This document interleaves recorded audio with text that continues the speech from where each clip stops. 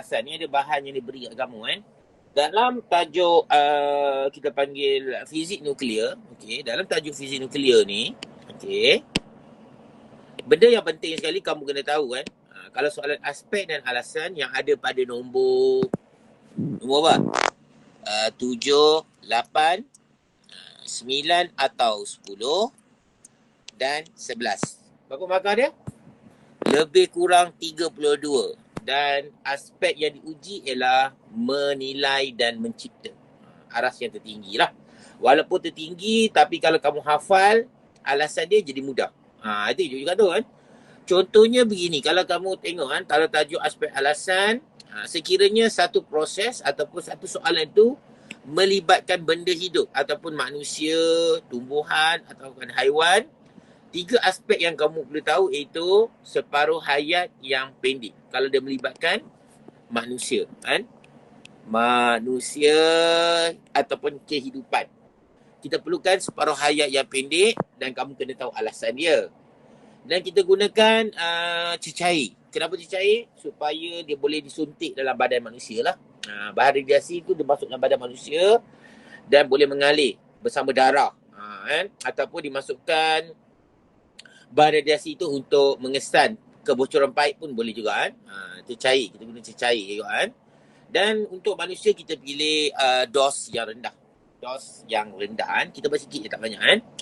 Okey, kita pergi pada aspek-aspek yang penting dalam ni kan.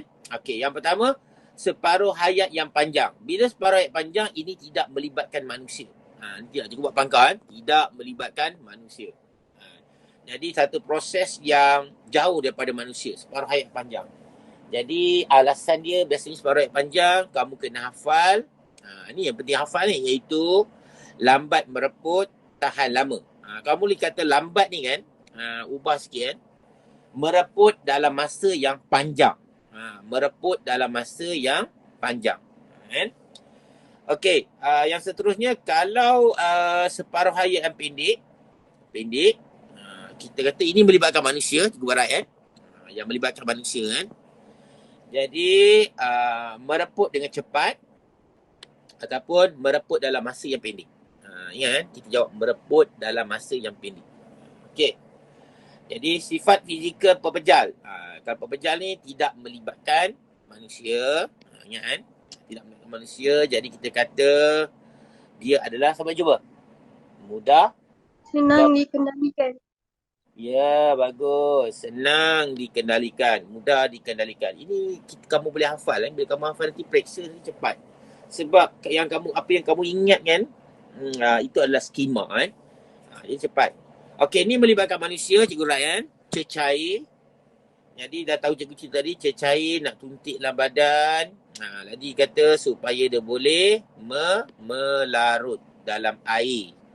Ataupun kita kata mudah disuntik. Okey. Kita ada 3 sinaran kamu tahu kan?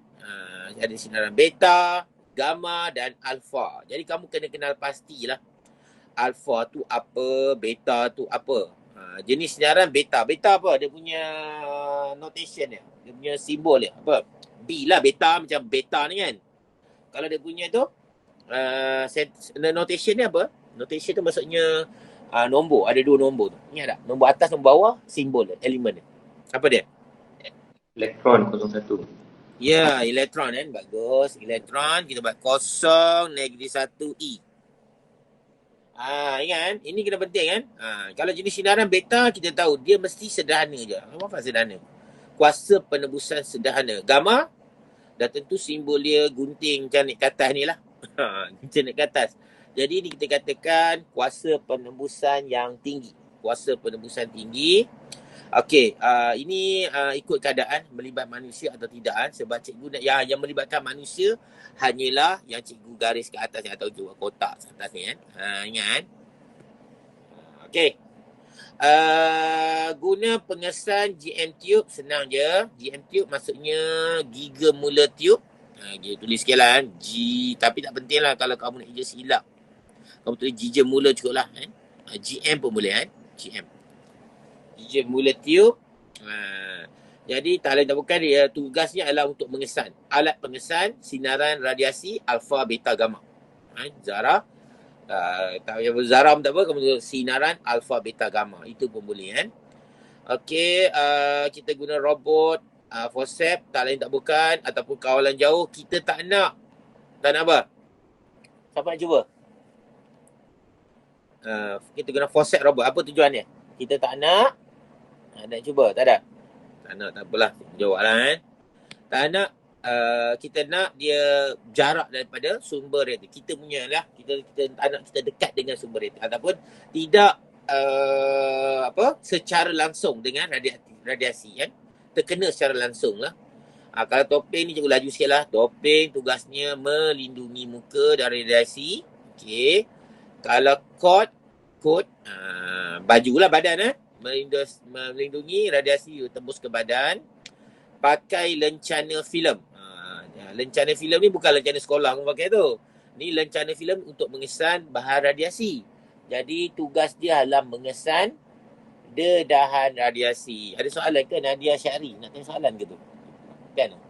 Oh, bukan apa benda. Simbol lah, sorry lah. Okey kan? Kotak apa? Kotak yang mana ya? Cuba baca. Kotak plumbum yang digunakan untuk menyimpan radiasi kerana plumbum lah satu bahan yang boleh menghalang apa? Semua jenis radiasi. Termasuklah radiasi yang paling tinggi iaitu gamma. Gamma yang paling tinggi kan. Ni.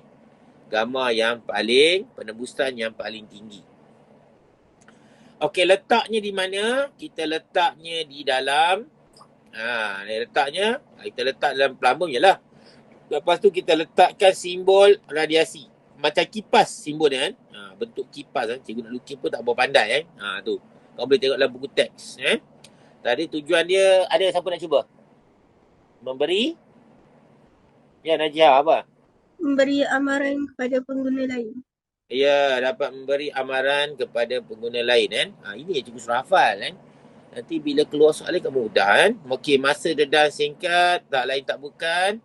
Tidak terdedah radiasi dalam masa yang lama ataupun tidak berbahaya.